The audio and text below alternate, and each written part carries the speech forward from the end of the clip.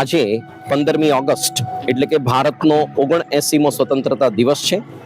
આપણા જીવનની અંદર રાષ્ટ્રભક્તિ જાગૃત થાય તે હેતુથી પ્રતિવર્ષ BAPS સ્વામિનારાયણ મંદિર અટલાદરા વડોદરાની અંદર સવારે ધ્વજવંદનનો કાર્યક્રમ યોજાય છે. આજે લગભગ 50થી વધારે સંતો અને 500થી વધારે બાળ બાલિકાઓ, યુવક યુવતીઓ અને હરિભક્તોની ઉપસ્થિતિમાં આ ધ્વજવંદનનો કાર્યક્રમ યોજાયો છે.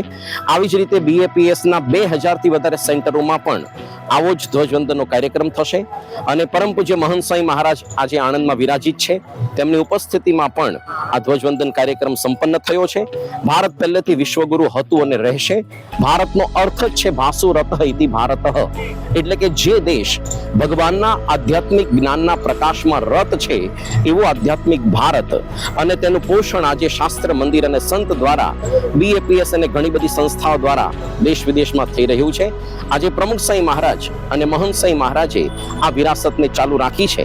આપણે પણ આપણા જીવનની અંદર ભારત દેશની અસ્મિતા જાગૃત કરીએ, હિન્દુ ધર્મના સિદ્ધાંતો અને આધ્યાત્મિકતા જાગૃત કરીને સાચા ભારતીય બનીએ, એવી જ ભગવાન અને સંતના ચરણોમાં પ્રાર્થના.